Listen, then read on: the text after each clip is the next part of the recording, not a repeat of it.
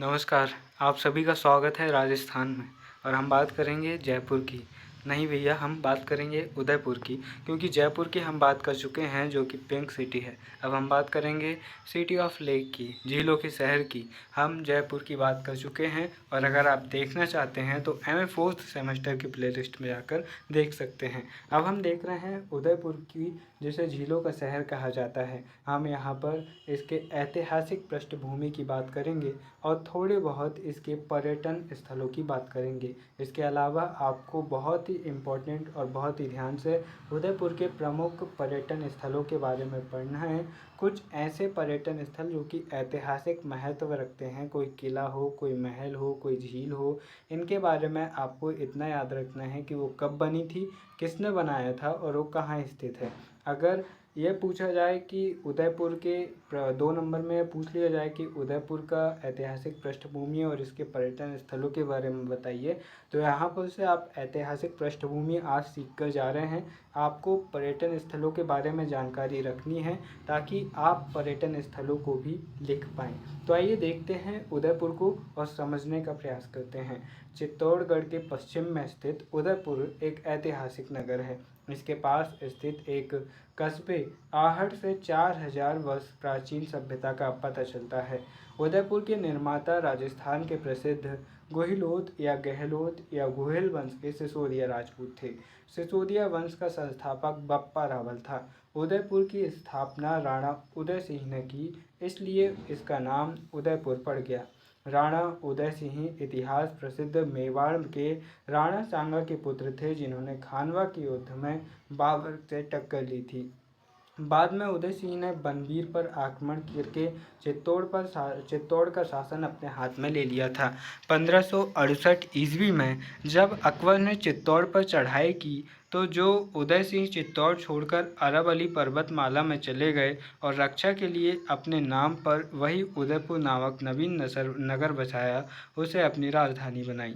उदयपुर चारों ओर से पहाड़ियों से घिरी झील के किनारे विकसित होने के कारण वह आक्रमणों यानी कि बाहरी आक्रमणों से सुरक्षित था। उदय सिंह को लगता था कि मुगल साम्राज्य से टकराव उनका राज्य समाप्त हो जाएगा, इसलिए उन्होंने मुगलों से आमने सामने की लड़ाई नहीं लड़ी। 1572 में उदय सिंह की मृत्यु के बाद उनके पुत्र महाराणा प्रताप उदयपुर की गद्दी के अधिकारी बने। गद्दी प्राप्त करते ही महाराणा प्रताप ने अपने पूर्वजों के मेवाड़ राज्य की राजधानी चित्तौड़ को मुगलों से छीनने का प्रयास प्रारंभ कर दिया। वे दुख से कहा करते थे कि राणा सांगा और मेरे बीच की पीढ़ी में उदय सिंह का जन्म न हुआ होता तो राजपुताने में कोई तुर्क प्रवेश नहीं करता। यानी कि उनको ये लगता था कि उनके पिता जो मुगलों से संघर्ष नहीं करना चाहते थे और बचकर जंगलों में फिर रहे थे, ये गलत था। उन्हें लड़ना था, भले ही उनके प्राण चले जाते, लेकिन उन्हें अपनी मातृभूमि को नहीं छोड़ना था। कर्नल टॉड ने महाराणा प्रताप के बारे में लिखा है, प्रताप पद और सुप्रसिद्ध महत्वशाली वंश को प्राप्त करने में सफल हुआ, परंतु न उसके पास राजधानी थी और न आय के साधन। उसके संबंधी तथा खानदानी पराजयों से निराश हो गए थे तथापि उच्च भावना रखते हुए उसने चित्तौड़ की पुनः प्राप्ति, उसके वंश के सम्मान को दोषमुक्त कराने तथा अपने अधिकार को वापस लेने के विषय में सोचा। राणा प्रताप की गतिविधियों को मुगल सम्राट अकबर ठंडी आंखों से सहन नहीं कर सका था और उसने उसे कुचलने के लिए अपने सेना नायक आमेर के राजपूत मनसबदार मान सिंह को भेजा। मान सिंह वही है आमेर के राजा भारमल के पुत्र, यानी कि अकबर के एक प्रकार से कह सकते हैं कि अकबर की पत्नी के ये भतीजे हैं, तो अकबर के भी ये भतीजे कहे जा सकते हैं। ऐसा इनका है। तो यहाँ पर देखिए उदय सिंह से दरअसल जो आमेर के जो राजा थे भारमल, उनके नाती थे ये, ठीक है। उनसे पहले एक और राजा होते हैं, उनके पुत्र ये होते हैं। उदयपुर से 45 किलोमीटर दूर हल्दी घाटी के मैदान में 1576 ईस्वी मुगल सेना नायक मानसिंह और उदयपुर की सेनाओं के बीच भयंकर युद्ध होता है। महाराणा प्रताप वीरता से लड़ते हैं लेकिन घायल हो जाते हैं और उनके साथी उन्हें सुरक्षित एक स्थान कोलियारी ले जाते हैं। प्रताप ने युद्ध में जो शौर्य दिखाया उसके कारण वे इतिहास के पन्नों में अमर हो गए, क्योंकि एक छोटे से राज्य के राजा ने एक बड़े साम्राज्य को टक्कर दे डाली थी। 1597 ईस्वी में महाराणा प्रताप की मृत्यु हो गई, किंतु उनके पुत्र अमर सिंह ने मुगलों से संघर्ष जारी रखा। दोस्तों, यहाँ पर कुछ उपनाम यहाँ पर दिए गए हैं, इन्हें याद रखिएगा। जैसे राजस्थान के के शहरों के उपनाम, जयपुर को पूर्व का पेरिस, गुलाबी नगर भी इसे कहा जाता है।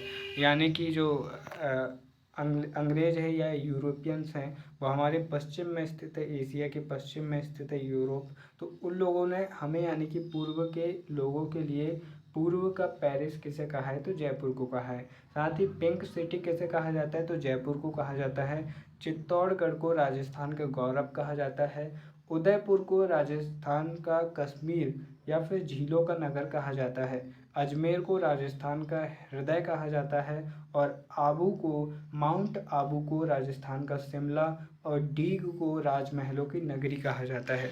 तो ये राजस्थान के प्रमुख शहर और उनके उपनाम हैं, ये आपको ध्यान में रहने चाहिए क्योंकि ये ऑब्जेक्टिव में पूछे जाते हैं। और प्रताप ने युद्ध में जो शौर्य दिखाया उसके कारण वे इतिहास के पन्नों में अमर हो गए। 1597 ईस्वी में महाराणा प्रताप की मृत्यु हो जाने के बाद उनके पुत्र अमर सिंह ने संघर्ष जारी रखा। यहाँ पर देखिए जल महल उदयपुर यहाँ पर दिख रहा होगा, जो कि यहाँ पर के शासकों की एक बड़ी धरोहर है जो हम देख सकते हैं यहाँ पर जल महल। इसके बाद में 1615 ईस्वी में महाराणा प्रताप थे, उनके पुत्र थे जिनका नाम हमने देखा अमर सिंह, उन्होंने जहांगीर को जो मुगल सम्राट था उससे संधि कर ली और इस प्रकार पुरानी शत्रुता समाप्त हो गई। जहांगीर ने अमर सिंह को मुगल साम्राज्य की अधीनता करने के बदले उनका जीता हुआ प्रदेश लौटा दिया। अमर सिंह के पुत्र करण सिंह को 5,000 का मनसबदार बनाया गया। इस प्रकार शांति स्थापित हो जाने के बाद अगले वर्षों में राजपूतों ने उदयपुर का विकास किया और कई नए महल बनाए गए। इनमें राजा जगत सिंह का उदयपुर की प्रख्यात पिछोला झील के बीचों बीच स्थित जगनिवास महल विशेष रूप से उल्लेखनीय है। जगत सिंह ने बनाए इस महल में बड़ा तालाब, खास महल, दिलाराम, सज्जान निवास, जगदीश मंदिर और चंद्र प्रकार विशेष उल्लेखनीय इमारतें हैं। महाराजा करण सिंह ने पिछोला झील के दक्षिणी किनारे पर एक द्वीप पर जग मंदिर का महल बनवाया। यहाँ के गोल गुम्बद, पानी के हौज और उद्यान विशेष रूप से दर्शनीय हैं। उदयपुर में सहेलियों की बाड़ी का निर्माण महाराजा संग्राम सिंह, जिनका समय 1711 से 34 था, इन्होंने करवाया। और उदयपुर में यह लोकनाथ मशहूर है कि ये बाड़ी संग्राम सिंह द्वारा सम्राट फर्रुखसियर से भेंट में प्राप्त सर्केशियन दासियों के लिए बनाई गई थी। इन दासियों की यहाँ पर मृत्यु हुई। यह भी कहा जाता है कि महारानियों और उनकी सहेलियों के मनोरंजन के लिए इसका निर्माण किया गया था। यही बात सही प्रतीत होती है, इसलिए इसका नाम सहेलियों की बाड़ी पड़ा होगा। यहाँ फव्वारे लगी हैं जिनसे गिरता पानी बड़ा मनोहर लगता है और इसके चारों कोने पर काले रंग की संगमरमर की छतरियाँ हैं। अब आप इन सभी चीज़ों को, इन इमारतों को अपने दिमाग में इमेजिन करने की कोशिश करिए। भैया, उदयपुर में महाराजा जयसिंह द्वारा बनवाई गई फतेह सागर झील और फतेह सिंह द्वारा उस पर बनवाया गया 1800 फुट लंबा बांध भी दर्शनीय है। 18वीं सदी में महाराजा सज्जन सिंह ने सज्जनगढ़ महल बनवाया, जो दर्शनीय स्थल है। 1818 में उदयपुर के महाराजा भीम सिंह की ओर से उनके प्रतिनिधि अजीत सिंह बहादुर ने ब्रिटिश एजेंट सर चार्ल्स मैडकॉफ से एक संधि कर ली, जिसके अनुसार ब्रिटिश सरकार ने मेवाड़ को अपनी अभिरक्षा में ले लिया। इस प्रकार उदयपुर राज्य का स्वतंत्र अस्तित्व समाप्त हो गया।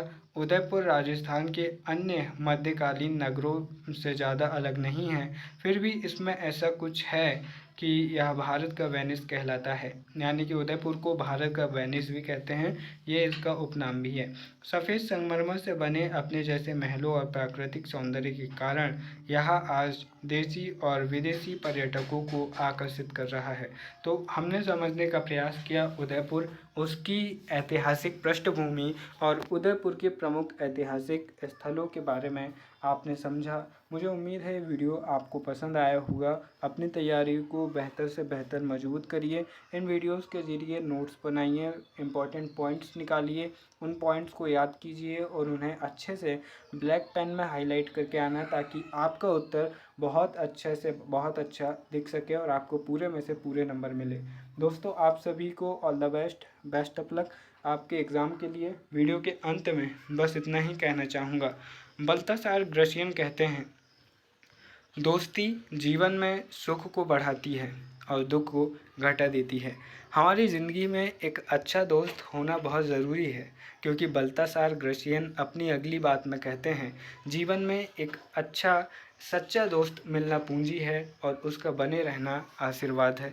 एक दोस्त होना बहुत ज़रूरी है जो आपकी बीमारी में आपसे पूछे कि तुम कैसे हो, जो आपकी मदद में आपसे पूछे कि क्या तुम्हें कोई मदद चाहिए, जो आपके साथ हमेशा खड़ा रहे। दोस्त वो नहीं होता जो हमेशा फ़ोन लगाते रहे या फिर हमेशा हमारी पीठ में बैठकर घूमता रहे। दोस्त वो होता है जो दुनिया में कहीं भी रहे, भले ही कभी फ़ोन न लगाए, लेकिन हर बार मिलने पर पूछे कि तुम कैसे हो। हर बार मदद के लिए मदद मांगने पर वो ये कहे कि मैं तैयार हूँ, तुम्हें क्या चाहिए। इसलिए ऐसे दोस्त बनिए दूसरों के, और ऐसे लोगों से दोस्ती की उम्मीद भी करिए। फिर मिलते हैं अपने किसी और वीडियो में, तब तक के लिए नमस्कार, जय हिंद।